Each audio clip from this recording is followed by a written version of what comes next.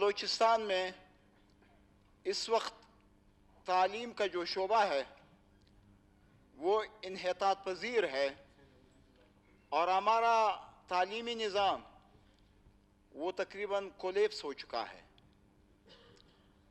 Balochistan university Pishin میں سب campus اس میں تقریباً 1000 کے قریب سٹوڈنٹس ہیں، لیکن کیمپس کی جو صورتحال ہے وہ اتنی دردناک ہے، وہ اتنی تشویشناک ہے کہ جسے الفاظ میں بیان نہیں کیا جا سکتا۔ ہمارے اس کیمپس میں اس وقت صرف 5 شعبے کام کر رہے ہیں۔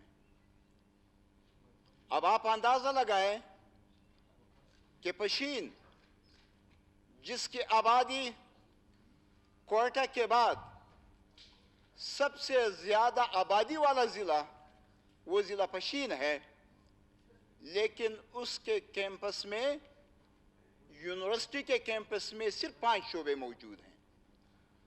وہاں پانی کا انتظام نہیں، وہاں لیبارٹری نہیں، وہاں سٹاف کی کمی ہے، اور سب سے بڑھ کر یہ کہ وہاں زمین درکار ہے۔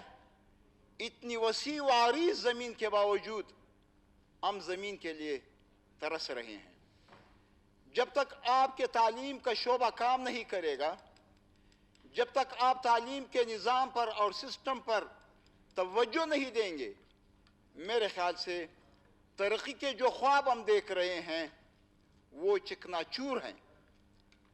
جناب اسپیکر، میں اس معزز ایوان کے توسط سے یہ ریکویسٹ کروں گا کہ خدا را ان حالات کو سنبھالیے، ان حالات کا جائزہ لیجئے۔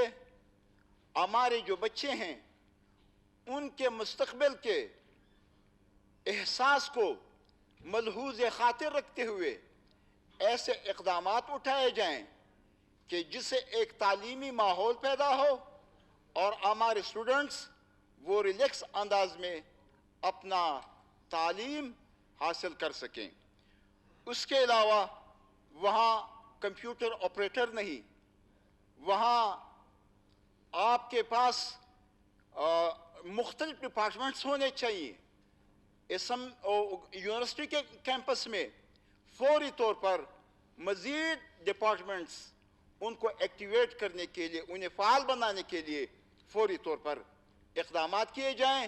یہ تمام مسئلے ایسے ہیں جو فوری توجہ طلب ہیں، اور میں امید کرتا ہوں کہ ہمارے بچوں کے مستقبل کو مد نظر رکھتے ہوئے آپ فوری طور پر حکومت کو، متعلقہ حکام کو یہ ہدایات، یہ رولنگ جاری کریں گے کہ ان بچوں کے مستقبل کو سنوارنے کے لیے ایسا تعلیمی نظام اور ایسا تعلیمی ماحول پیدا کیا جائے جس کے ذریعے ہم ترقی کے منازل طے کر سکیں۔ Thank you mister speaker. Thank you جی ملک صاحب۔ روزنامہ قدرت کی ویڈیو دیکھنے کے لیے ابھی یوٹیوب چینل پر سبسکرائب کریں اور بیل آئیکن پر بھی کلک کریں۔